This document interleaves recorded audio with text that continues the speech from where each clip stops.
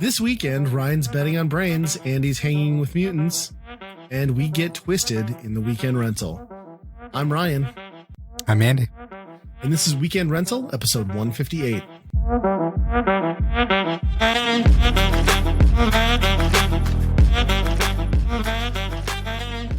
Well, welcome back, everyone, to a very twisted episode. We're going to be talking all sorts of stuff, but maybe a couple of items back to a PlayStation classic, maybe the Twisted Metal series, I don't know. I think we touched on it last time. You had started the series, and to my surprise, you said it wasn't horrible. Since then, I have also jumped into it, and I think we've both completed it. Yep. All 10 episodes? 10 I think so. Yeah. Which, it's nice that they're just like a half hour. Yeah, it's digestible. Like an action drama type thing. A half hour is pretty nice. I agree. And for a show that is kind of ridiculous and grating at times, like I think it doesn't overstay its welcome. Yeah. Especially with a main character, as you pointed out, who maybe gets better as it goes on, but definitely tries way too hard in this series to act like 90s Will Smith, and he's just not 90s era Will Smith. Yep. It's distracting. Oh, for sure. I think it got me back in after all of the other characters in the show also realized how annoying and how much he doesn't shut up. Yes. Because after last week, or our last podcast, I only watched a few, and it felt like, oh, they were just trying to play this. Like this was a cool guy in a cool, serious way. But no, he's generally perceived as a mouthy punk. Yep. But it also, I guess to your point, once you start getting introduced to more characters, is like, and because I suppose it's based on a video game, is like everyone is an exaggerated stereotype of a very shallow character base, right? Yep. I will say I really had a hard time with the main actress, Quiet. Okay. It just seemed like every episode, like the director just said, okay, now you're happy and now you're sad. And she was just extreme in every direction that it just seemed like there was no center. Like there was no central personality at all. Yeah, she kind of turns into like a lovesick puppy from the course of just a deranged badass over a 6-episode run, maybe. Like it just doesn't really make sense. Yeah. When you're talking about 10 days, it's yeah. It's one thing to experience those things in 10 days, but the way she acts over those 10 days, it's just like, okay, this is a little bit much. Yeah, it was the emotional trauma, of losing her brother, and then, strange sex in a fast food ball pit. That'll fuck anyone up. If there's anything in this series that I am definitely jealous of, I'd like to. That's maybe a bucket list item. I'd like to go for that. I mean, I've worked at a fast food restaurant, and let me tell you, the amount of balls I've had to shower piss off of. I would only do this in my own homemade ball pit, but once in my life, it might be fun. Yeah, I think once. After a while, then it's really tough to know what's going on. After the time when you're just, I think it'd be fun once, but they put it to the test. If you're there, you got to use it, I guess. I guess, yeah. Yeah, that was an interesting love origin story. Again, as you said, emotional, flip a switch. It's all hatred and deceit, and then now we're just making love in the ball pit for a week on end while this weird storm happens outside. I'm with you. I think the show is better than it has any right to be. It is funny to me, though, how when you get to the conclusion of this, I mean, because you start seeing stuff along the way. You're like, oh, that's Thumper. You're like, oh, it's out. You're picking up on stuff. But then it's just to culminate in the realization that this was just the prelude to the Twisted Metal tournament, and that's going to theoretically be season 2, which I take issue with because in the very first episode of this series, a copy of the Twisted Metal game, as you pointed out last episode, ends up on the windshield of the car. So it's referenced. So the games are already canon in the world that this exists in. So is this guy just like some deranged like Twisted Metal fan who calls himself Calypso and he's like setting it up and naming the characters? Like, I don't get it. Yeah, that is kind of weird. But like, once you put that in there, it kind of just throws a kink into. Yeah, you can't then throw a Twisted Metal tournament and act like it's your idea. Millions of people played it. Yep. Sweet Tooth is right on the cover. 100%. Which means he must have had lots of time in prison to play that game. So, yeah, I think overall I did like Sweet Tooth as a character. He was pretty entertaining. Yeah, throughout the show. Yeah, every episode with him is arguably better. Like you can tell they put the most work into like his story arc. It's good. I like how they kind of like noped him as far as like a background on a character. But instead of like the monkey going mad, it was the kid, I guess.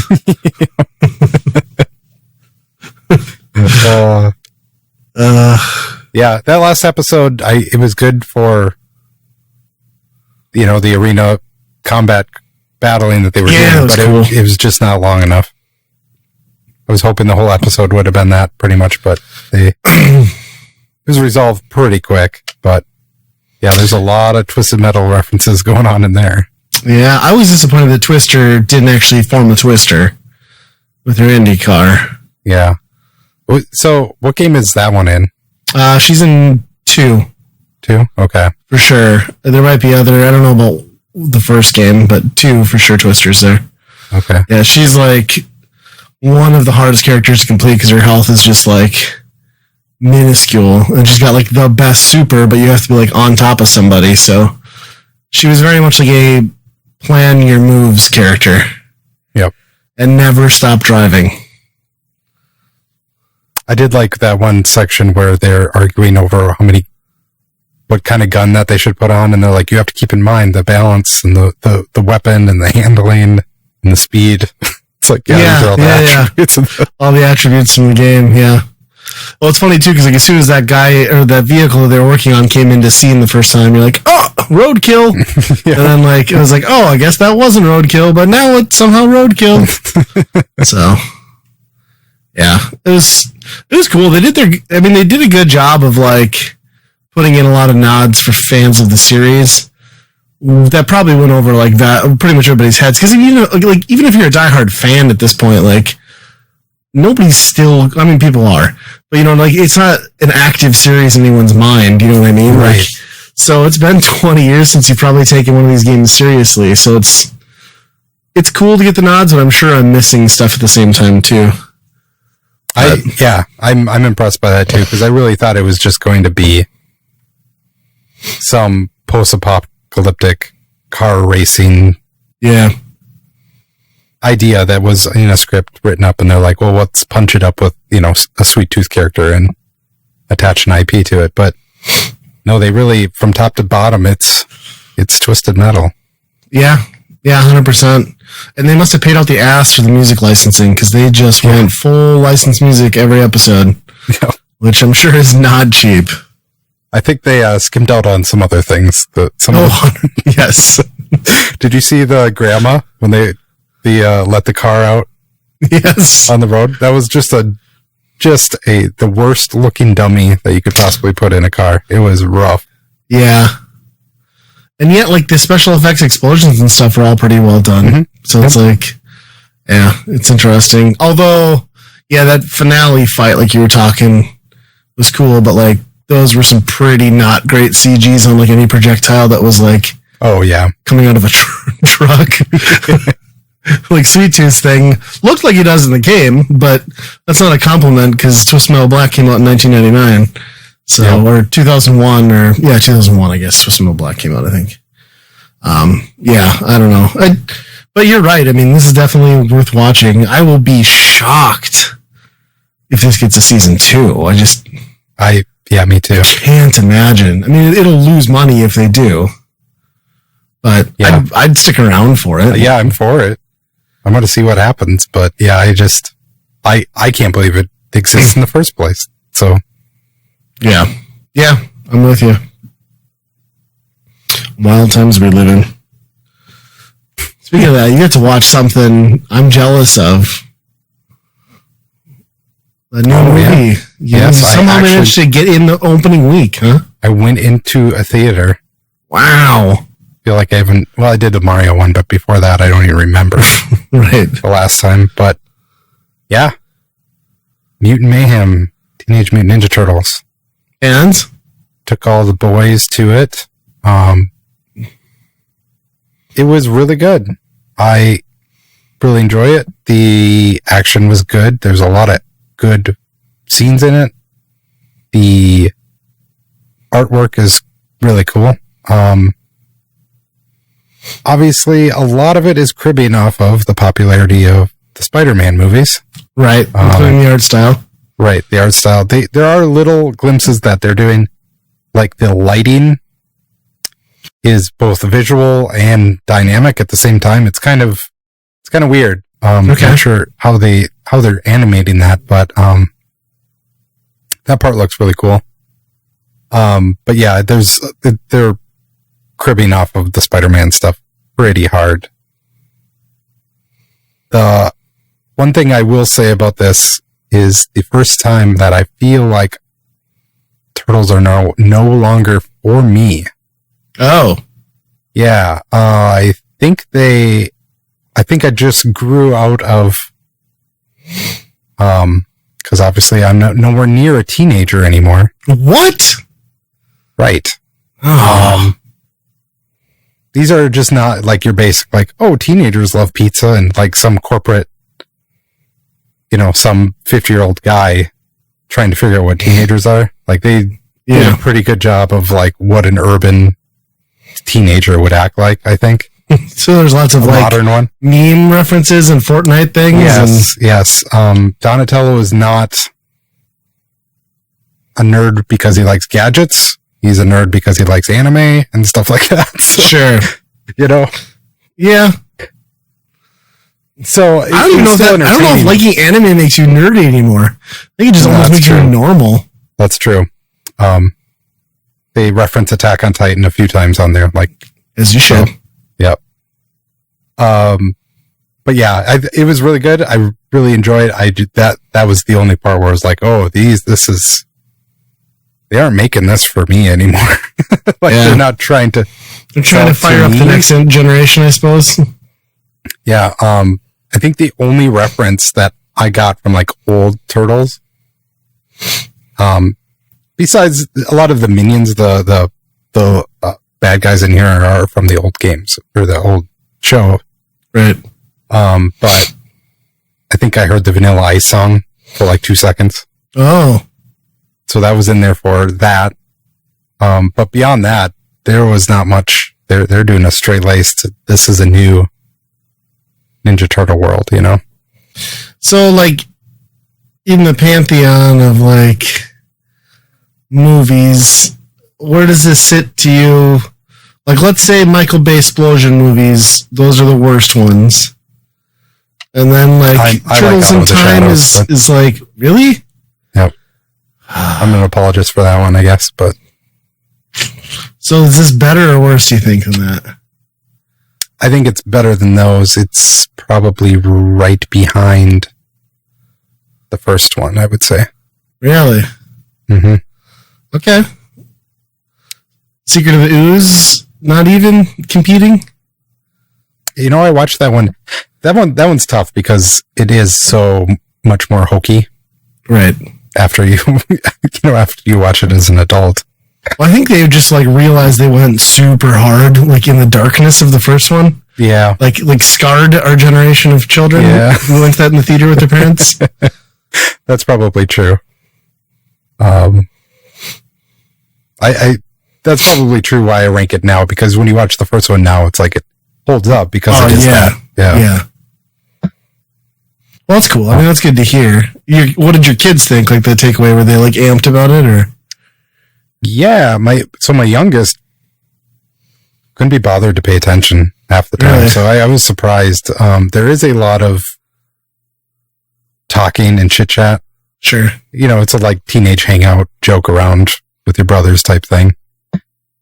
So there was a lot of that where my youngest just kind of checked out, but my two older ones, they enjoyed it quite a bit. Cool. Yeah. And you get to see all the different characters that are never in most Teenage Mutant Ninja Turtle stuff anymore, you know? Yeah. That's cool. It's someone I worked with. She's a big Turtle fan. She said she was a little disappointed with it, but I think she likes more of the traditional stuff. Like, again, maybe like you said, it wasn't the movie for her. But she did like it. I know like the reviewer and user scores, it seems like, are like super positive on this one. So I think I don't actually have anything on the agenda for this weekend. So I think we'll probably make a point to get the family out there. I'm very excited about it. I love the look of it, and like all the new toys they've been putting out for it are just like super cool. Obviously they got the throwback toys too right now, but yeah, all the merch in the store, seeing it again is fun. Yeah, so. And how they're all different shapes, you know. Yep, is kind of fun too, you know. Yep. Yeah, for sure. I was jealous when I saw you had that on the list, so I'm gonna have to get to it for sure. I weirdly I did nothing. Like, I tried to document anything I could for this episode that happened in between my life from the last episode to this one, and I realized that I had done nothing other than just turn into you. I basically just took all the recommendations and topics that you talked about last time, and that's what I did for the last 2 weeks. So I started binging Red Green on Tubi. So I'm a couple seasons into Tubi on that. I picked up Dice Throne, your recommendation from a little while ago, because I got it for like major clearance, $15. That's nuts. We went camping. 50 something. Yeah, it's expensive. And we went camping this weekend, brought some board games along, and that was one I brought. And I managed to open it up and read it, and I was like, oh, this is not a good, like, we're going to figure this out on camping show. Like, we need, I'm going to have to get my kids to, like, pay attention and read and, like, that. So we didn't play it, but I looked at it, and I was like, this is cool. Like, it's really well done. Yeah, just the little, like, separate things that you get for everything, and everything is so nicely packed in there. Yeah, it feels like a game that should cost $50, so I was happy to get it cheap. So yeah, it's weird. I have nothing for this because I'm still pissed at Breath of the Wild or Tears of the Kingdom. I still haven't picked it back up. Just can't do it. Really? So yeah, other than like copying your life and not playing video games, it's kind of all I managed to accomplish in the last couple of weeks, which is sad. Yeah, well, you can't go wrong with some Red Green, that's for sure. Yeah. And I did get outdoors with the kids. We did some camping, and it was nice. It was a cool weekend around here. So like I didn't have to worry about like sweating my ass off or anything, which was great. Yeah. You know, good for a fire. We didn't get like the torrential downpour we were supposed to, but yeah, yesterday I think it was like 68 degrees, and my kids were just like, we want to go swimming.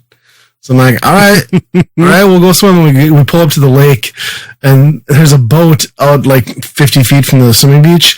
Both dudes on this boat are like hoods up, hoodie on, like freezing. And I'm like, are you sure you guys want to do this? Like, yeah. So in the water, it was just like a polar plunge. It was awful. Oh, wow. I was like disgusting and filthy though after 3 days of camping. So I'm just like, I'm going to scrub off. Like, I can smell myself from here. So it was pretty brutal though. I think we swam for like 20 minutes tops, but yeah, it was all right. I had an excuse to bring my kayaks out again too. So trying to get the most out of that like random purchase. Yeah, that's a good. Yeah, we've been swimming quite a bit lately too. Yeah, well, this weekend looks like it's gonna be perfect for it. It's gonna be like 92 on Saturday, I think. Yeah, brutal. Well, what else have you been up to since I'm clearly sucking at life? Well, I can check in on my Zelda. I'm hit 100 shrines. Okay. Finished my 3rd dungeon. So how many hours you're in at this point, roughly? I don't know. I should look at that up. That's in the OS, right? Yeah, when you look at your user settings, it'll like show the list of games you played recently and like how many hours it tracks. Yeah, I'm sure I'm 60. plus. I've 100 shrines is good though. I don't even have that many, so you're sitting pretty good heart wise. yeah, I think I just got maybe 2 into the second row. So there's still disappointing when you're like, there's like that many shrines left in this game. Like I feel like I've scoured the entire top map. I feel like I found everything, but the thing is though too is like you get so many hearts from so many of the different areas you go to. Like I think you pick up like through the course of the game, you earn like 5 additional hearts, 5 or 6. So from like, boss battles and stuff like that. Yeah, different temples and things. So it's kind of crazy. You end up with a ton of, even if you haven't found all the shrines, you end up with a ton of hearts and stamina. So yep. Yeah. What was the third one you did? I just finished the Gerudo one. Okay. The Desert Temple or whatever. I hate that boss fight. Yeah, that one kind of sucked. I cheesed that temple pretty badly. Like, I was like fucking around with mirrors and like using my own stuff and like mirror shields and stuff to the point where like I did stuff way out of order. Oh, yeah. Like I was opening up areas after the fact that were just dead ends because I didn't use them. And then I couldn't figure out for the life of me on that one how to get the last thing, right? And then I fell down to the bottom, and it was the most obvious one where you just like use the ultra hand to like pull the brick out of the wall. Oh, completely missed it. That was my last one. I was running circles for like 15, 20 minutes. And then that was the like, last one I got too. I'm an idiot. Yeah. I'm like just strolling in like, ugh. Yeah, that one's tough. Yeah, so the thing with that, like you have to activate the Gerudo girl to do like a electric shot with your arrow. And I felt like she was just never around where you wanted her to be. Correct. And then it always takes so long to build that power too. Yeah. Yeah. Yeah, it's tough because it's like so many close quarters. Again, like you said, she'll never be where you want her to be. And they just have all those OP like Zonai defender like guard guys that just wreck you. Yeah, and then that final fight is no fun either. By the time you get to like that phase where he calls in like the ads, the other thing, just like, I don't want to deal with these. Yeah, yeah, but even like when she's like the spirit thing now, she's still never around when I want her to be. Like sometimes she's just, I don't even know where she's at. Like I have a hard time finding her too. She's never like convenient like the other ones are. Yeah, I do love that area though. I think discovering how to get into that area is probably one of like the funnest or funniest little things. So I had a good time with that. Have you found out how to get in jail yet? Into jail? No, I don't think so. There's that guy captured in the jail cell. Oh, so I figured out how to get into it. I talked to him, but I don't think it didn't trigger anything for it. And then you can fast track yourself into there pretty easily if you just like take your clothes off. They don't approve of that in the Gerudo village. Oh, okay. So I did it. I ascended into it. Okay. So that must not have counted then. Yeah. Yeah. If you go nude or as soon as you can get, they lock you up and they won't let you back out until you're decent. So, that's funny. Which I figured out by accident because I think I had gone and done something. And there was like, it was hot, because it's like the desert. So I teleported back there and they're like, like, not happening.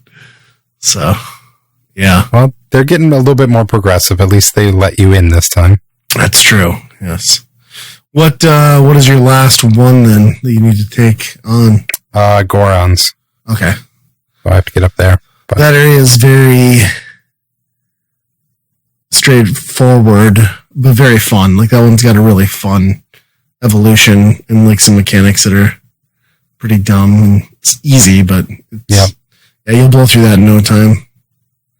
Yeah, I think I'm starting to get ready to push it. Yeah. It's understandable. Finish it up. Yep. But yeah, what a game. Yeah. I'm still mad at it, but still great. Yeah. The other game we did pick up, I have not played it yet, but the family has been, is that new Mickey Mouse game. The Island of Illusion, I think it's called. Yep. The Metroidvania one. Yeah. So I was not prepared to think that was a Metroidvania. I thought it was just going to be Platformer. Yeah, platformer, Rayman Legends style. Yep, that's what I had in my head too. Mm-hmm. So I'm like, okay, that could be fun. But as I'm watching it, I just feel like it's a little bland. There's not the vibrant variety that I thought it would be. Sure. Or mechanics that I thought would be in it. Just like a Rayman thing is a lot more cool stuff that you see visually and mechanically. Yep. And yeah, this seems like a bare bones Ori and the Blind Forest. Yeah, to me. Kind of what I saw in the IGN review too. There's nothing inherently wrong with it. There's just also nothing inherently like in depth about it. So it's like if you want a fun, approachable Metroidvania with your children, it's great. But they're also pointing out stuff like in this day and age, there's no active drop in, drop out. Like you literally have to go back to the menu to like add people if you're already playing, which is so bonkers. Yeah, so. And then especially like when you go to like it, you have to select a file to play under. So then we were just like, well, I don't know what happens. We played it with 2 players this time. Is it going to overwrite it and start over? We try with 3 players, and we didn't even know. But at least it was smart enough to get through that and just play.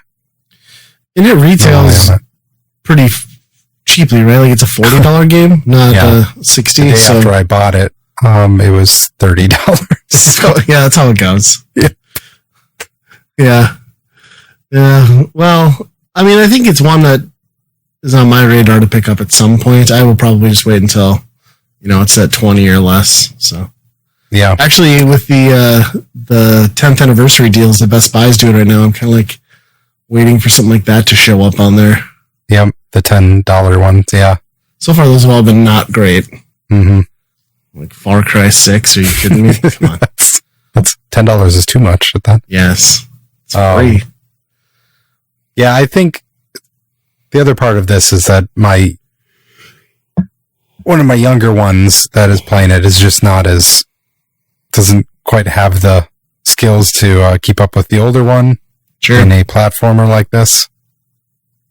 And it's not just like a Mario thing where you're just constantly scrolling one way. So it's constantly you have to know fighting. Where to go. Yeah. Like, does it send you like, okay, now you have to go way back over here, like back and forth across the map? There are quests and stuff that show you up on the map and stuff like that. But there are like collectibles and secrets and stuff like that. But it's just not as clever, I would say, as like a Metroid. Sure. Well, it could be like a good first attempt at something, maybe then, Yeah.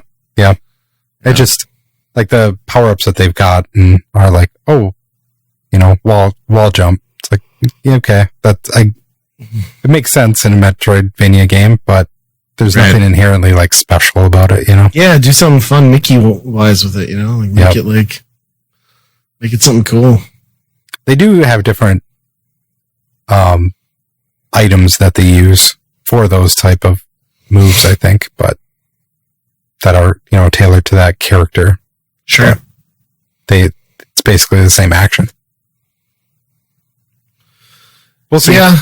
I haven't played it. I haven't got my hands on it to see like how it actually controls and stuff like that, but now if you're watching it though and you're already like, yeah, this isn't sucking me in, playing it's probably not going to do much. Yeah. The same could be said about Hollow Knight too, but people just go nuts about that thing too, so. Sure. If it's your jam, I guess it's your jam. That just seems like a, basic Metroidvania, but what do I know? Yeah. Yeah, I've never played those, but again, I always hear like the rave reviews on that. It's an indie darling. Mm-hmm.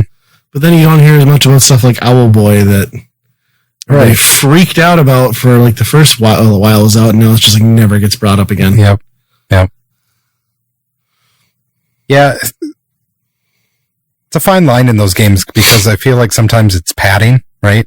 Right. Like they're just sending you across the map to get this other thing just to pad out the game, and it's some of that's just not fun. Then if it gets into that territory, you lost me, I think. Yeah. Yeah, I kind of agree with you. I kind of think Breath of the or Tears of the Kingdom gets into some of that to some extent, where there's just like some major quest lines that just send you off into random parts for the sake of exploring a new area. But Yeah. I think they almost had to in that game though too, because it is so large that like you would never go to these places. Yeah. We put the work into building it, so Yeah. yeah. The hard part with me with that game is like the rewards just never seem like they're like, Yeah, because they give you so much God mode stuff right off the bat. Like what you get never seems to really change the dynamic too much. Yeah. Like if it's something that's going to break after a while, or if it's just Right. food that I can make any kind of food, like it just, in rupees, like I can kind of sell whatever. There's just nothing in that game that's like, oh, this is a good reward, unless it's like clothing, which I like to collect, but Right. overall that's not that useful either in a lot of ways. Right. Yeah, I'm with you. Yeah. I did want to go back to Ninja Turtles here. Oh, yeah. Yeah, so you had some Ronins. Oh, so I'm assuming this is the trailer you were talking about? Yeah, so the last Ronin video game, which was the trailer, didn't have a whole lot to it. No, it was mostly just like a proof that they're working on a game that's going. I mean, there was really no gameplay footage. Yep. It's like, but we've animated a intro, so we're doing it. Yeah, I didn't. I've never been so excited to click on something and then like so disappointed at the same time. I mean, I'm still very, very much excited at the prospect of this, but yeah, I wish it had shown something. Even like it would have been better had they been like flash, like coming Q4 or holiday 2024, you know, like anything to just kind of give you something. Yeah. It was basically just like animated silhouettes of some of the comic stills, I felt like is what it really amounted to. Like, some of the battles, and it's like, well, are you planning on having those battles in the game, which is kind of weird then, because right, how each one would end. Yeah. Be like one of those things where people just don't get it. And they're like, oh, the boss is supposed to win. Like, I didn't have to keep retrying this. Got it. Exactly. Yeah. Yeah. So I mean, I'm going to play it when it comes out. I think it'll be pretty good. It'll be interesting to see what kind of leash that Nickelodeon gives them on the content of a Ninja Turtles video game. Especially when they're just relaunching it as a very kid-friendly brand, right? With this new movie, so. But I mean, they can slap the appropriate ratings on there. Like Last Ronin probably doesn't tick a lot of kids' radar. You know what I mean? Like, yes, this will, you know, because they could easily downplay like the TMNT piece of it. Like, it doesn't need to be the big flashy headline on the cover of the box. You know? Sure. I just feel like a comic book like that, you kind of have to go looking for it. Right. Whereas a video game it's on the shelf that people are going to be looking at. Yes. They did announce that the second chapter of Last Ronin is also coming out. In the hard book? Yeah. So, or a compendium, I guess. Yeah. I suppose they'll do it separate at first and then collect them at the end. But, yeah, that'll be interesting. Yeah, I'm looking forward to that. I don't know. I mean, you can kind of see where that would go. But yeah. I'm kind of anxious to see Casey as the sensei, like what she evolves into. But, right. Because, like, what does a fully mutated, like, woman look like at, 50? Because she was a teen, presumably, or early 20s when we saw her in this last one. Yeah. She can just be, like, a big roided out, like, linebacker with tits. I don't know. Or she just looks like what Madonna does these days. I don't know. Ouch. One of the two. But yeah, I'm excited for that. Me too. It's a good time to be a Turtles fan. Actually, I was running through Walmart today because we were doing the school supply shuffle. And that last Ronin figure, the NECA one, I think Fraser he's picked it up, I think, from their 3 podcasts. I'd never seen it in person. They had one, and it was cool. I held it in my hand for a good couple minutes, just like studying it, and I was like, I always talk myself out of buying those things because I have to, because it's like, I can't do more of this stuff. Like, I have too much, like, video games are my thing. I got too much of them. I start getting into figures. There's no end then, yeah. No, I did the same thing with like a NECA Ash figure from Evil Dead. I walked around with it in my cart for like 20 minutes a few weeks back, and I was like, I have to put this back. Like, I cannot do this. Those are so expensive. I mean, they're so awesome, though. They are so awesome. But at the same time, they're cheap compared to a lot of other places that are, $400 for things. But speaking of figures, I guess I can talk about this because it was part of the camping trip, but I went to Park Rapids. We were in that area, and I think I mentioned that they had like a geek store, like comic geek memorabilia store that opened. It's the same guy. I don't know where they came from. I think they're from like out of state, but they bought the Ben Franklin there, which I don't know how many people our age remember what Ben Franklin was. But basically, they were like kind of the mom and pop Walmart store, I guess, in like every little town before those all died with things like Pomida and Elko, which again, you're probably saying, what's a Pomida and an Elko or a Shopko?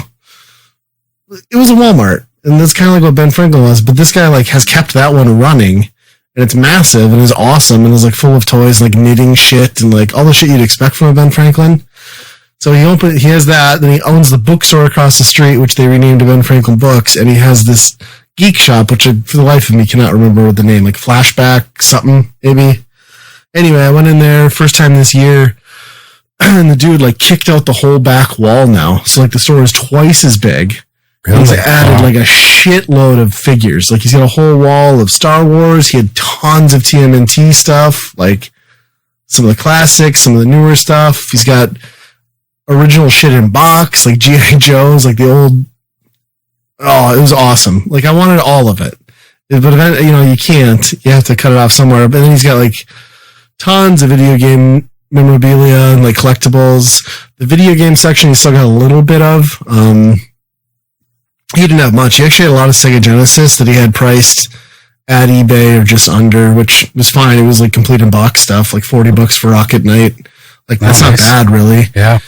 Then he had a boxed mint-looking Famicom that he wanted $250 for, which that's a lot. But I mean, where are you going to see that? I guess.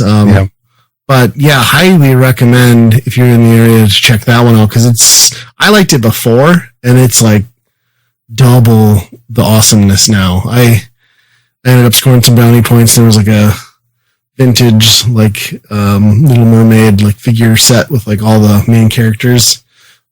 Still in box, so I got that for my wife. She was very impressed. Wow.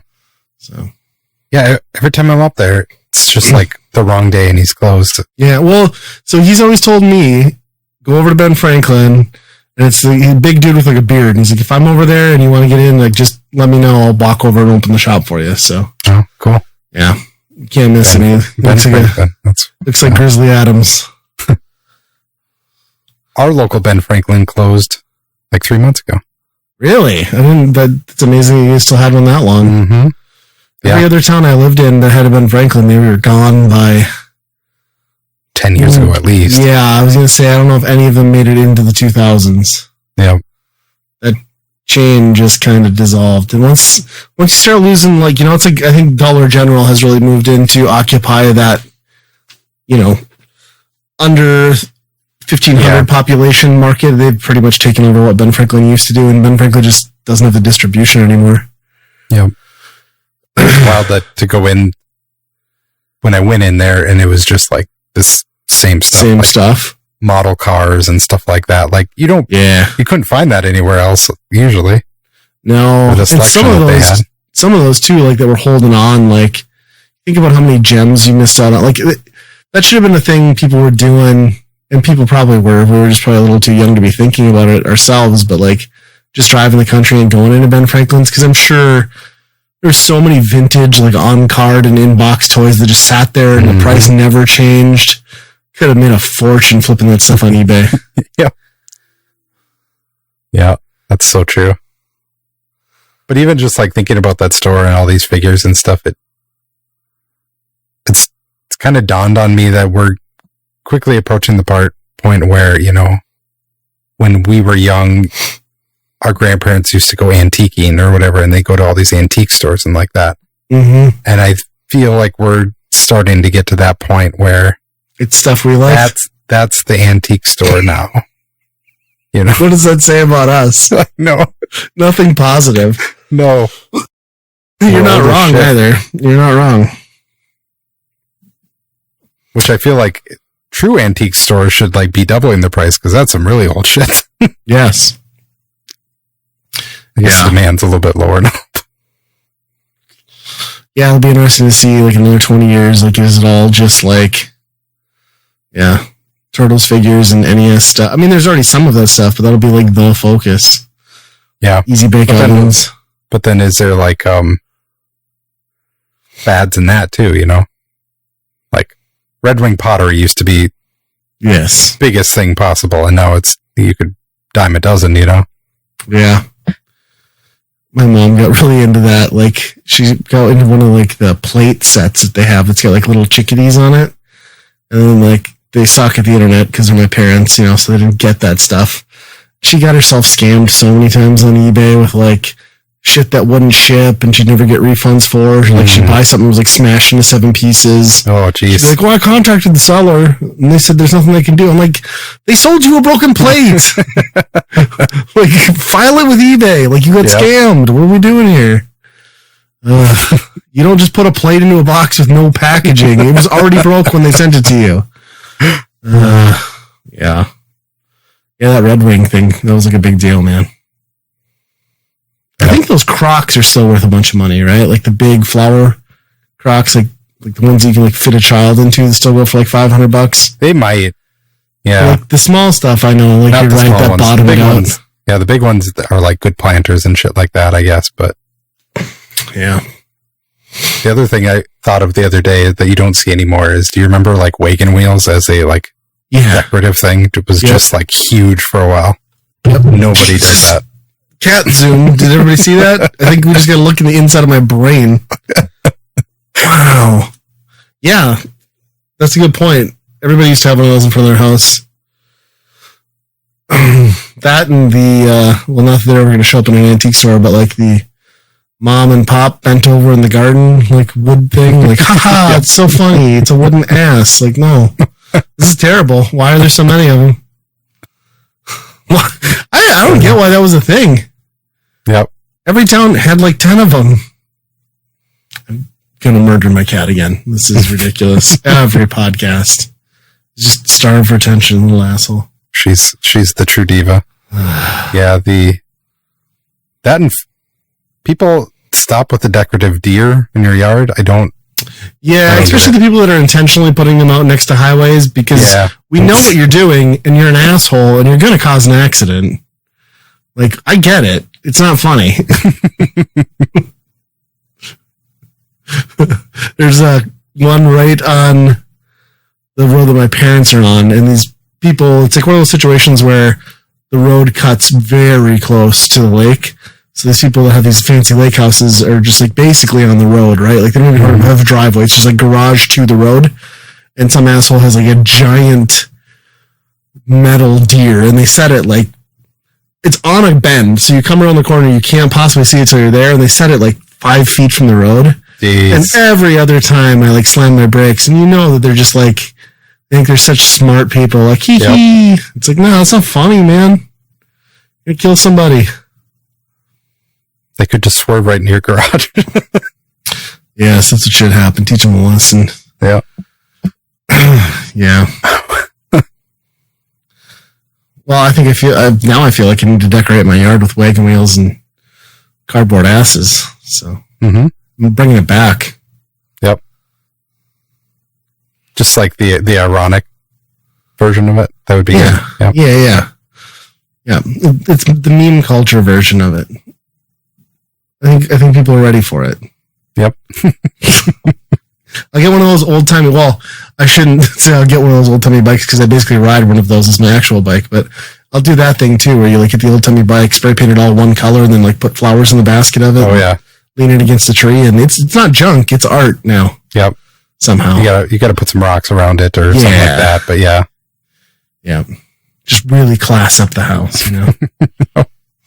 I already look like I own a house that's owned by an 80-year-old woman. It's just like shutters and flower beds. So it's like, might as well just really go all in. Yeah. Yep. Just own it. How did we go down this rabbit hole? Maybe we're just, like, we don't have the flamingo thing up here. Maybe it's just like a local thing. Like the northern thing that has that type of decor. I don't know. There's some asshole around the block from me who spent way too much money on like what appears to be like a 10-foot metal flamingo statue, and they just have it sitting on their porch. It is giant, it's bright pink, and it's been there for 2 years, and I have no idea how much they spent on it, but whatever it was, it's too much. But they just love it. It hasn't left that spot in the... There's also another house that's about $6 from me that I don't know how the city hasn't gotten involved yet, because these people put out I'd guess about an 18-foot skeleton with a sickle, and it hasn't come down in 4 years, and it's in their front yard. Like, I don't know how the neighbors haven't just like taken them to court. And then, like, you need to take this down. It's ridiculous. It's terrifying, to be quite honest. But as long as I'm not living next to it, I guess I'm not going to complain. Yeah, it might be a historical place now. You leave it up too long. I think it's a curse because the neighbor next to him had a car jump a curb and like crash through part of the house 2 years ago. Oh, wow. I think this death skeleton brought it on. Yeah, it's an actual reaper. Yeah. It's a bad omen, comes to me. Yeah. People are weird. Yeah, you should decorate houses by just littering the walls with video games. That's the true art. Yeah, true decoration. That's how you do it. Yeah. It's classy. We'll move on to staff picks. Are we at staff picks already? I think so. Hey. You got something else. No, I'm boring. So, yeah. I'll go with mine because I don't have a lot to say on it. You've kind of been the board game guy. So, I've been, like I said, I picked up some board games too because Target is just like fire sailing them. So, we picked up this Wits and Wagers one that's basically like a gambling style game, but it's also like just a guessing thing. So technically you need 5 people to play it. So the game says, so we kind of like fudged our own rule set because there's just 4 of us. But basically everyone starts out with like a couple bucks and then there's 7 rounds and you have to like basically guess the answer to a question. It'll be like, how many, like what does, I don't know, how many fucking Skittles are in a pack of Skittles? You know what I mean? Like, everybody's got to write their number down, then like throw it on the table and like make their wager. So you can, it's kind of set up like, I'm bad at gambling, so I'm going to sound like an idiot, but I don't know. I don't know what is like craps where you put it on like the 4-1 odds and like, you can put it in different areas, right? Or maybe like roulette where it's like, you put it all on black or you can put it on. Sure, yeah. You can change it up is my point. That type of thing, yep. But anyway, the fun is just like the questions and like everyone's trying to guess their answer. So then you're trying to, and it's always stuff you would never know. Like these aren't facts anyone should know. I mean, maybe people do. So you're pretty much always guessing. And then everyone puts down their guess and then everyone has to decide like, okay, now which of those do I bet on? Because you could be wrong. So it's like you're looking at everybody's answers and you're trying to hedge your bets on like, you want to be right because if you get it right, then you win like the cash pot for the round as a bonus, but then you also, want to make sure you're betting smart. So So it kind of turns into like a lot of like hilarious answers where like people will just write down. Like I think we had one that was like, how many diamonds are embedded into the world's like most diamond studded toilet seat or whatever. So like I don't know what I wrote down, like a few thousand or something. My wife writes down like 200. I'm like 200. I'm like there are probably rings with like 200 on them. Like that's the worst. Like how big are these diamonds? So like you just get some wackadoo answers and it's pretty fun. Like and it goes pretty quick because it's just like based on 7 rounds. So it's like yeah, whoever's got the biggest pot. And usually like I'm always the asshole in those games. It's like, all right, max bet, 4-1 odds, like hit it, It's like I'm usually bankrupt within like the second round, but yeah, it's a fun game. We are definitely not playing it by the rules, but the concept alone is still entertaining and we're having a good time. And it was like $5. Oh yeah. So I think, I don't know if I've played it, but I'm aware of this game. Yeah. I think it's been around for a while. Yeah, I think it was like $1 million seller or something. I mean, it's like $20 or $30 full price, but yeah, when it was clearanced out, we had to grab it. So it's cool. It comes with like a big cloth felt map, and oh, cool. Yeah, so it does have like the whole like place your card where you think it'll be. Yeah, cool. Yeah. It looks very much like something you'd be doing if you were actually gambling. So, yeah. What I want is that type of game, but they're very basic questions that everybody should know. And then everybody bets on whether or not one person is going to get it right or not. And then shame them when they're wrong? Right. Everybody's just betting on how stupid their family member is. So you bet before the reveal even. Like this person's a dunce. Yes. Yep. I like it. That's a good idea. That's the cruel version.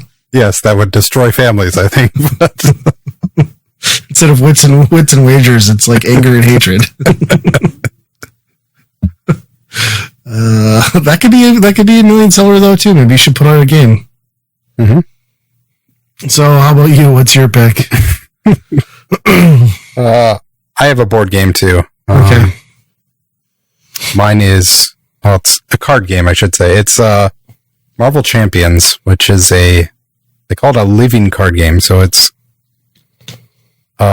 kind of like a collectible card game like Magic the Gathering or something like that, but they're not random in a pack. So if you buy a pack of a hero like Wolverine or something, it's going to be the same cards in there every time. There's none of this bullshit to, not knowing what you're buying. What I do like about this game is that it's a cooperative game, so it's not against the other person. And you can actually play it one player, which works pretty well because it just scales the damage and counters by the number of players. Okay. So if you have 4 players, it just takes 4 times as long, basically. I would not play it at that many players, 1 or 2 people probably at most. But the one player version is good because it's kind of like there's a lot of cooperative games like Pandemic, which is a big one, is oh shit, things are happening that are bad and you have to deal with them. Like basically you flip a card over, it tells you something terrible is going on and you got to deal with it.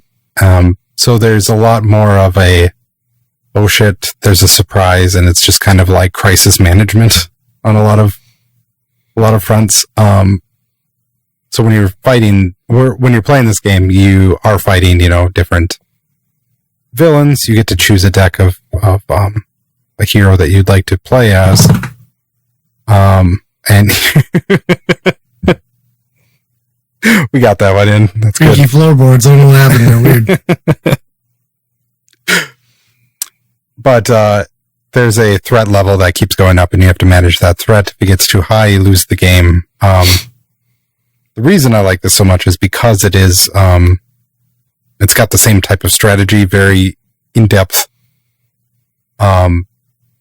complexity of a Magic the Gathering or Pokemon or whatever, those type of games. and variety that you can switch and change and make your own decks. The hard part about this game is, in Pokemon or Magic or all these, it's just you have an energy card or a mana card or whatever, and that's what you use to play other cards. In this, you have to discard other cards from your hand to pay for the cards that you want to play. So you're basically making decisions on which ones you want to play. And some of those decisions are hard, and usually when you lose, it's like, oh shit, I made the wrong decision back there at this spot. I should have played this other card. Okay. But yeah, it's, you play a lot of those other games, even like Hearthstone or even like Marvel Snap. They're good games, but you end up playing other players, and then they get into like, oh, this is the meta, and everybody has this deck because this is the one that's working right now. And right, that shit just gets way too old, where this is just, you're the only one having to deal with it, and you're just dealing with whatever surprise that comes up next, because it's going to be random. So when you say like it's a living card game, that just means one of those games that like as new packs come out, like rule sets will update and like the game will change and grow and Yep. Okay. Yep. Yeah, I noticed that when I was looking at that one I was just talking about, the one you had me get, the Dice Throne. Yeah. Dice Throne, yeah, that was like the big thing. It was like the warning right on top, like this is a living document in game, like read the new rule set. And yeah. So yeah, there's Dice Throne has a lot of different characters you can buy and do with that too. It's kind of the same type of deal. But yeah, I really enjoy it. It's just one of those, I don't know. I used to like Solitaire quite a bit, but obviously Solitaire is pretty limited.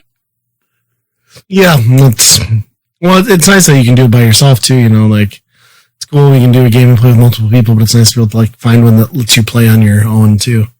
Right. Yeah, because then you can just pick it up and play whenever you want. And yep, and then crush people when they try to join in and play with you because they have no idea what's going on. So right, yeah, no, that's the other thing. Not a lot of people. I want to play this one because it's a little bit more complex, and each card does one. Each card does a different thing that you have to read about. Yeah, sure, it's a little bit more involved than a lot of things. Sounds cool. But if you're into like Magic and stuff like that, this is a pretty good thing to just play by yourself and not have to deal with other people. Stinky people at a game store. Yeah, nobody wants that. Those basement dwellers. Come on. Mm-hmm.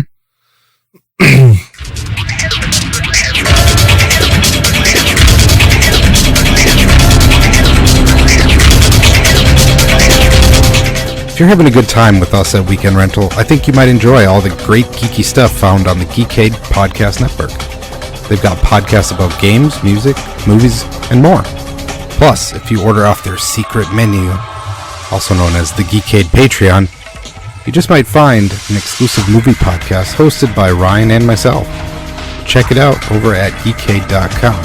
And hey, if you'd like to turn Weekend Rental into a true multimedia experience, our YouTube and Twitch channels might just be for you.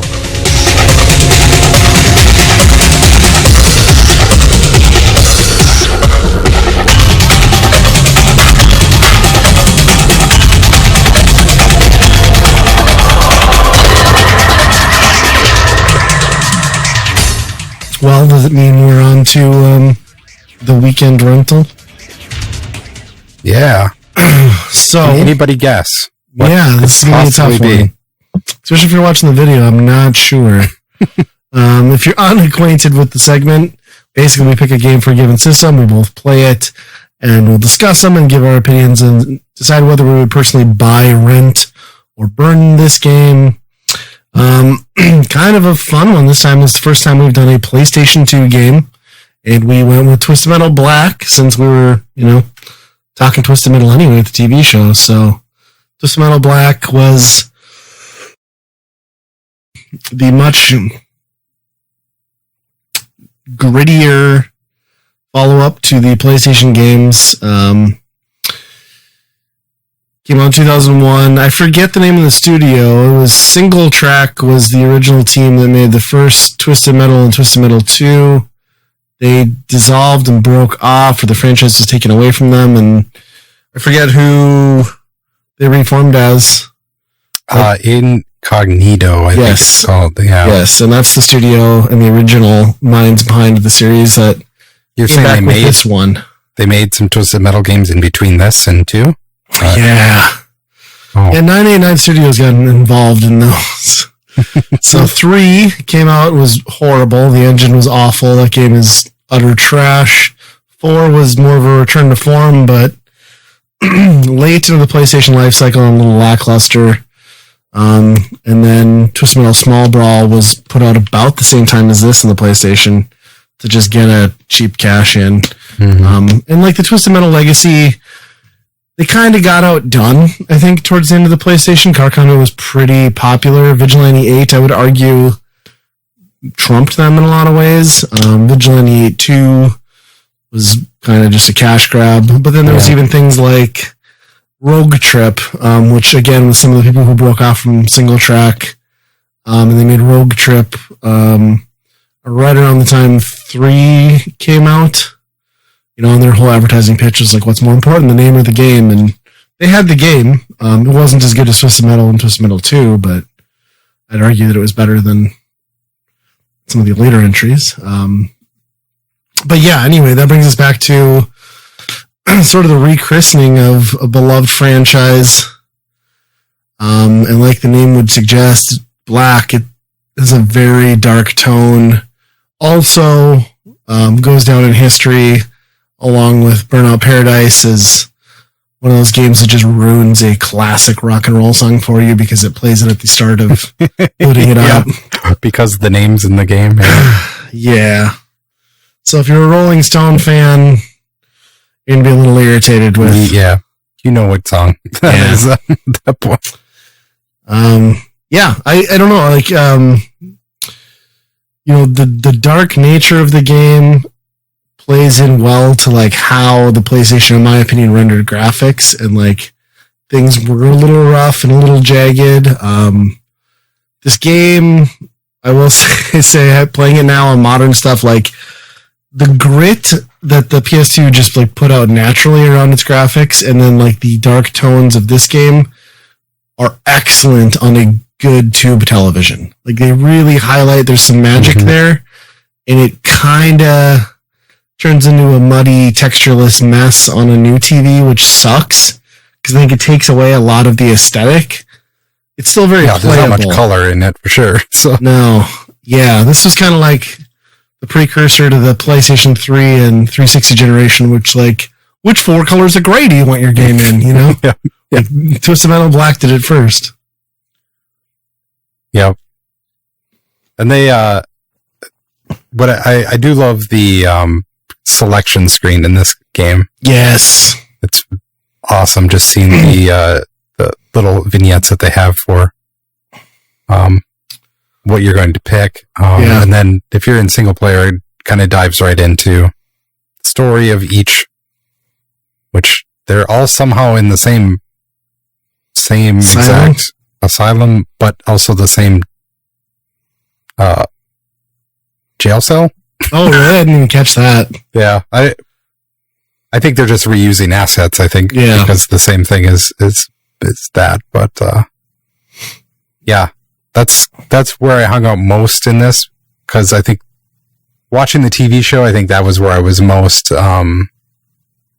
curious, was the story side of this, because you're seeing the characters on the TV. And I got to say, this game is probably the one that they probably based a lot of the TV show on, these characters. Yeah, it's this and 2. Like, it's very heavy on 2, but like the tone, I think, comes from Black a lot. Yep. Yeah. But yeah, holy shit, some of these are some pretty dark stories. Even like the Sweet Tooth one, especially, like him being a mascot of PlayStation, and then kind of like what they did in that story. Wow, that's pretty dark stuff for PS2. You should watch the stuff they cut out, because like Sony like shot down a ton of stuff. Oh, really? Like the original story arc and like cutscenes for Preacher, like he was, instead of baptizing babies, like drowning them in front of their parents and stuff. Oh, jeez. Like it was pretty fucked up. Man. Yeah. Yeah, it's very dark though. You're right, and like super twisted when you get to the endings because Calypso always finds a way to like ruin people's prize. Yeah, it's situation. Yeah, it's it's a very fitting like mood though. Like I think like it almost captures like the like almost like horror vibe, like horror camp vibe. Mm-hmm. And they stuck with it well. I think the one thing when you play this game, if you're a fan of the franchise, is it's very apparent in this game that it's you against everyone. You know, in previous entries, they would fight each other.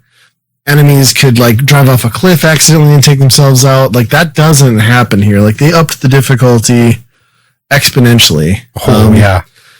So you always like in previous entries, like there could be some strategy, and there is to this too, but there could be like a lot more staging, like getting to an area, like planning your trap. This is more you can't afford to take off the gas pedal because that means you're dead. Like so everything is happening always in motion. Like you can plan a strategy, but like it's gonna have to be run and gun and go because everyone's after you all the time, and you only get 3 lives. And like by that second level, like if you pick Suburbs, for instance, which is the one I'd like to go to, it's you against 8 people, second round. Like, good luck. Like, you're not going to get through that the first time. You are going to have to learn very clearly how to play this game.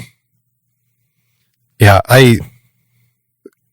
doing it legit, I think I made it to the 3rd round.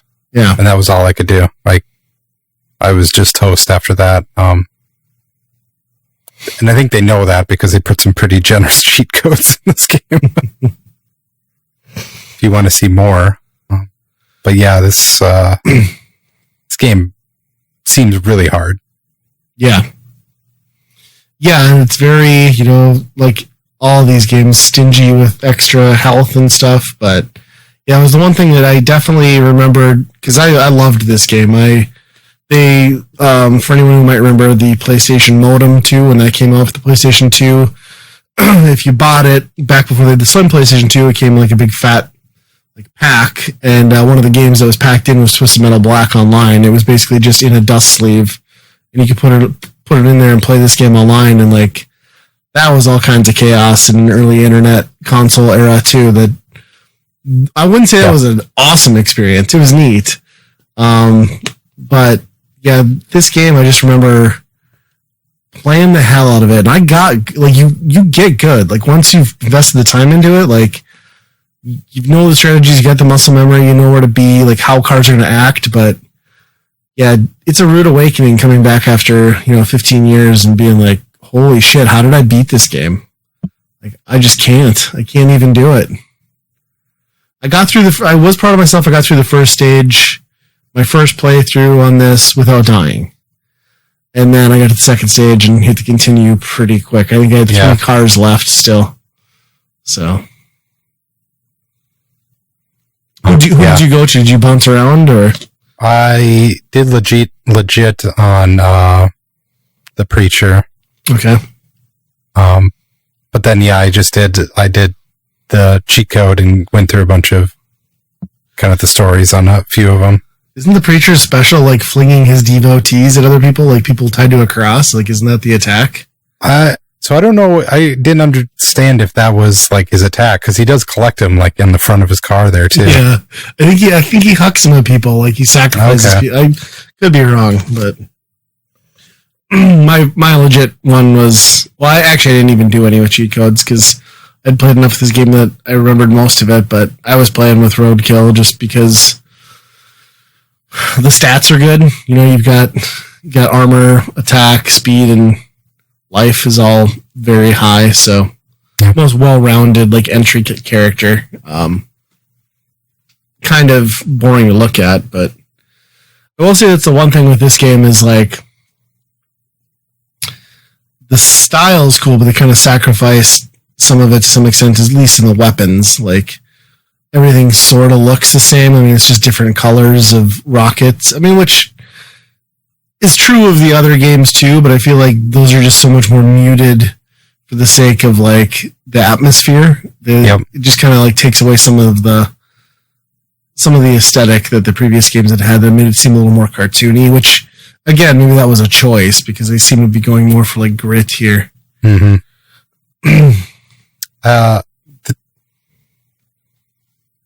The variety in the story, at least, I didn't play too much of the multiplayer ones because there are multiplayer only maps, right? Yeah.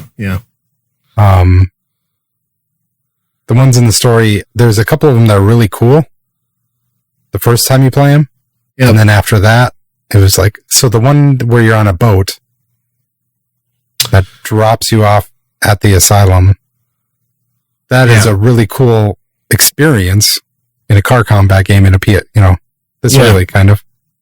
But when you're still trying to find like one car at the end of that thing is so annoying to try and find. I think they revisited that one in the 2013 Oh, really? or whatever that one for the PS3.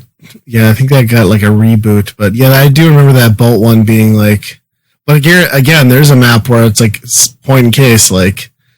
You can't afford to stop on that at any point in that thing. It's such a contained space, like lines of fire everywhere. Yep.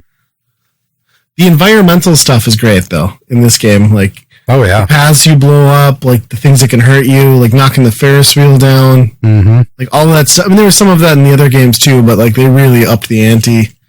So I was trying to find more of those. Like I did the Ferris wheel thing, and then I'm like, there's got to be a lot more of that I'm missing. Yeah. That's the big showpiece one. I think it's easiest to find, but there's definitely some more of it throughout. It's pretty sweet. I don't like the control scheme though. As far as like turbo, used to be a dedicated button, so it's weird to me that you have to like tap the gas to do turbo here. I wish it would have just been a designated. Like I think it was triangle in the other games. I don't know, but it isn't very intuitive. It took me quite a bit of playing to figure that out. Do you think some of that's because they're trying to let you do the classics controls as well as modern with DualShock? So I don't know if that's part of it.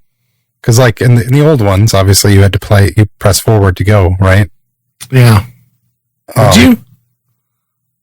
I think so, right? Maybe. Yeah, I could be wrong. Yeah, I don't remember. Sounds right. I want to say, I want to say you just have to press forward to go. Maybe there was a gas button that I missed or something, but been so long.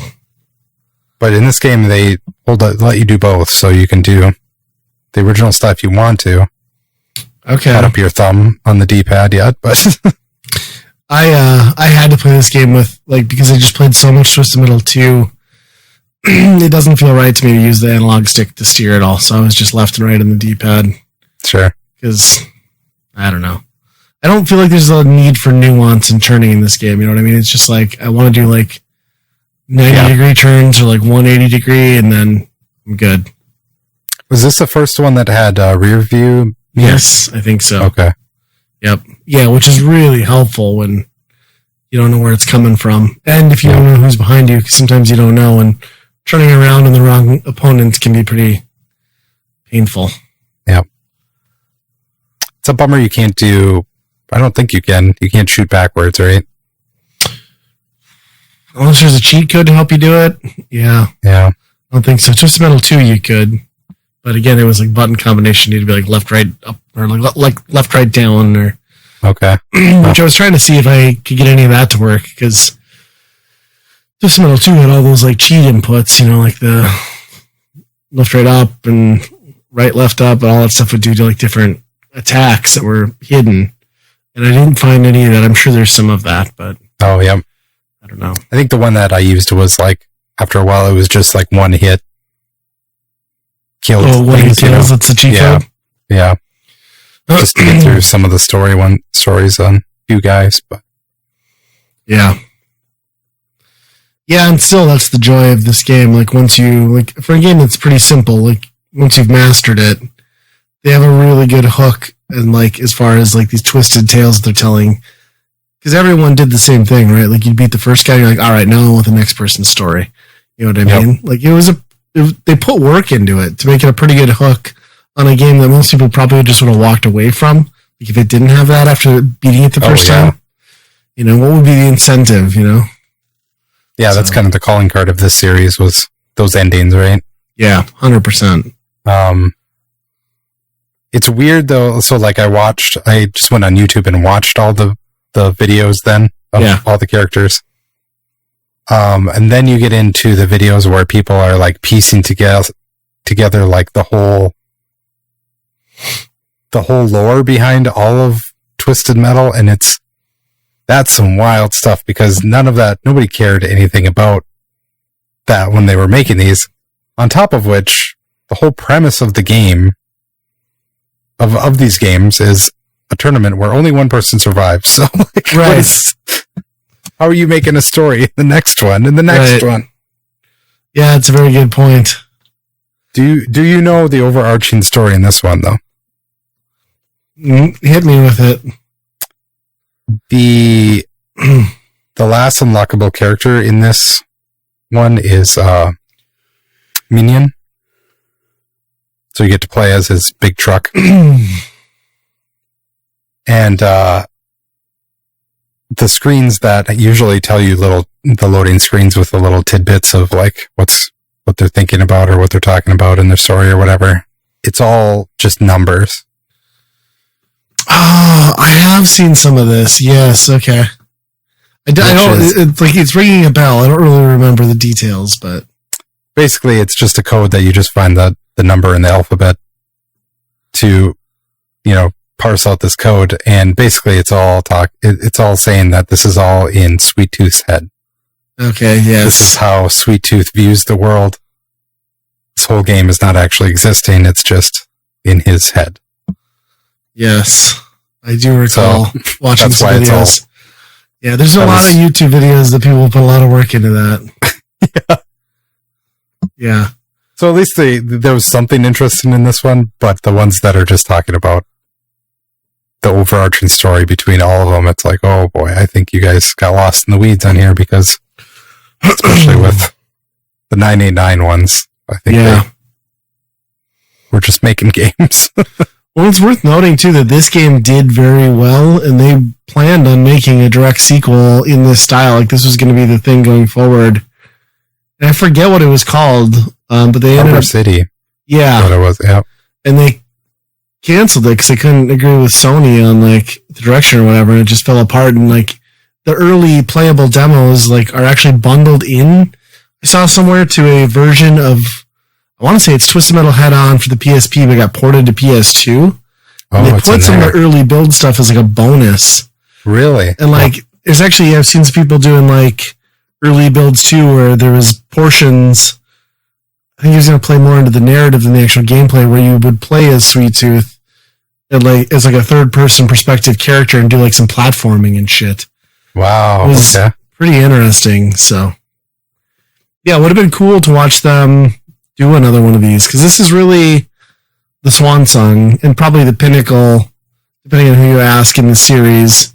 Because after this, you just got the one that we got for the PlayStation 3, which was going to start out just as a quick online-only game, PlayStation digital storefronts that I think Sony pushed them into like fleshing out further and turning into a full-fledged game. But it wasn't bad. It just didn't revitalize the franchise, and it also had like some really stupid forced on like bolted mechanics, like levels that were checkpoint races instead of just car combat, and it just some of the boss battles were pretty weird in that one, if I remember right. Yeah, the boss battles was a lot more in depth. Yeah, it was fine. I mean, I played through it. I remember thinking it was very easy in comparison to Black. But yeah, Black kind of remains like the last great car combat game, because it was a pretty big genre up until PlayStation 2 era, and then just kind of that sort of game fell away. And maybe that's like something to take away from replaying it again now, is like, this feels like a nostalgic blast, right? Like, this feels like this is a point in time game, and like they just don't make them anymore, and it's kind of obvious as to why in some regards. Oh yeah. Not to mean it's bad. It's just these games had a place. Like this, games have just gone beyond this. You know what I mean? Do you think Rocket League is a car combat game? I mean, it holds some of the highs you get from a game like this, right? Instead of like, blowing them up, though, you're just scoring goals. But yeah, I would say like spiritually, it's the same excitement you get. It's the same type of like Twitch movement that you need to do, I think. Yeah. Far more strategy, like cooperative strategy in Rocket League, but yeah, that's fair. I think it's fair to say that there's definitely some influence in that. I think that's the last time that I've actually felt like the same type of, rush. Yeah, that type of feeling when I'm in the controls of a video game. Yeah. I think someone could do Twisted Metal good now. I think I don't think there's like it would be anyone's game of the year, but I think there's room for a Twisted Metal on modern platforms that could be a lot of fun and have a good online component. Mm-hmm. And you could probably do the season model too, right? Like, if they really wanted to get all wacky about it. Like, switch out guns, like Fortnite does. Yeah. And actually just do what Fortnite does and just like steal other genres. Like, just make your own Rocket League inside the Twisted Metal game. Like, it's just a mode. You know what I mean? And, they're doing a series. They're talking about doing at least something with the games. Why would Sony be doing this? Like, because they could even do a collection. Like, how cool would that be? Mm-hmm. That'd be fun. Yeah, just up-resing a lot of that. Specifically this game. Yes. Like this game up-res looks pretty good. And bring the online back, because they already had, obviously they had the online infrastructure ready to go. I mean, I can't imagine it would take that much updating for modern times. Be fun. And be far more playable with internet speeds of today, so. But I guess we should probably give our ratings. Like, how do you feel about it, Byron Traburn, all these years later? I think this isn't easy buy. This genre maybe isn't like the perfect game that I would sit down and enjoy to play all the time. But this one, specifically with friends, I think, when the 2012 one came out, I actually got into that with a lot of my friends. It's always a good multiplayer, but yeah, for this type of game, like, I feel like you can't get much better than Twisted Metal Black. So that's an easy buy for me.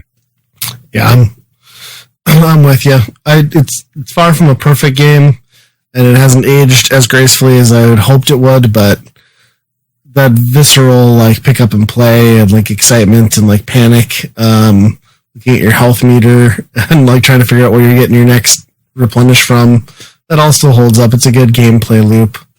I wish the graphics had aged more gracefully. I played it on the PS3. I know you did emulator, but I did PS3 on a larger TV, and it's just like, the aspect ratio is even, like, bordered a little bit. So it's just like, it makes it uglier maybe than I needed to. If I'd have had a better emulator to optimize it, it probably would have been better. So that was a little rough to see, but yeah, I'd have to buy it. I still, like, I could go back and forth between this one and Twisted Metal 2, because I really like 2 a lot. I just know 2 is a lot uglier and jankier to go back to at this point, but this game was great. Like, it defined early PlayStation 2, right? Like, everybody wanted this game. This is on everybody's list, and this game being announced for the PlayStation 2 is one of those things, like this and Tekken. Everyone's like, those games are going to be the best. Yep. And everybody had them. Yeah, and the multiplayer, like you said, like, this dropped the year I was going into college, so yeah, lots of dorm room, like, pass the controller, like, 4-player, like, it was a big deal. Like, we played it a lot. Well, and then Halo came out, and that kind of took everybody's focus. Yeah. But until then, There's a lot of Twisted Metal Black being played.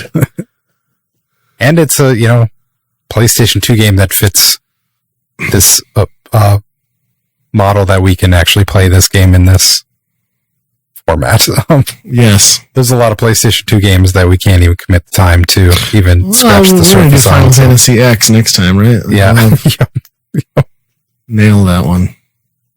Yeah, that's true. Find all about sin next time. Well, I think that's an episode, huh? I think it is. You can find us on Twitter or X. Be sure to reach us out there. We also have an email address that you can handily send a email to at weekendrentalpodcast@gmail.com. Check us out on Geekade, of course. We do have a movie podcast, so check that out. But until next time, be kind, rewind. Bananas. Flamin' bananas.